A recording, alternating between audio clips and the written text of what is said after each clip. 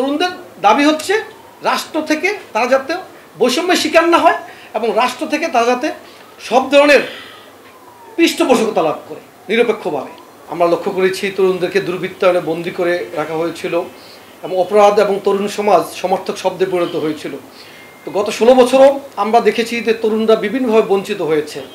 তরুণরা বাংলাদেশের রাজ্যে ভোটাধিকার যেমন প্রয়োগ করতে পারেনি, পাশাপাশি তরুণদের ব্যাপারে বলা হয়েছিল যে ঘরে ঘরে চাকরি দেওয়া হবে, কিন্তু আসলে এই চাকরিটা ছিল দলীয় পরিচয়ের মধ্যে সীমাবদ্ধ।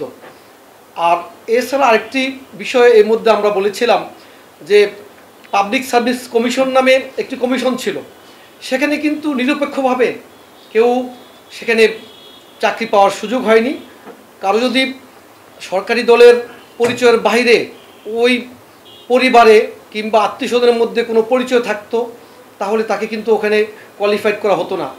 এখনকার তরুণদের দাবি হচ্ছে রাষ্ট্র যাতে তাদের কর্মসংস্থানের ব্যবস্থা করে, তাদের যদি মেধা মনন শক্তি সাহস এবং সম্ভাবনা থাকে, এই সম্ভাবনাকে ধারণ করার জন্য তারা একটা নিরাপদ আশ্রয় চায়।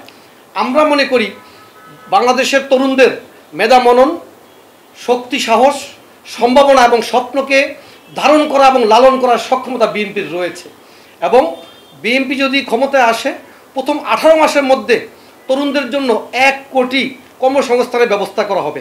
বলা হয়নি যে ঘরে ঘরে চাকরি দেওয়া হবে। চাকরি পাওয়ার ক্ষেত্রে তরুণদের মেধা মনন যোগ্যতা মূলত প্রধান তাদের চাবিকাঠি হবে। তরুণদের দাবি হচ্ছে রাষ্ট্র থেকে তারা যাতে বৈষম্যের শিকার না হয় এবং রাষ্ট্র থেকে তারা যাতে সব ধরনের পৃষ্ঠপোষকতা লাভ করে নিরপেক্ষভাবে।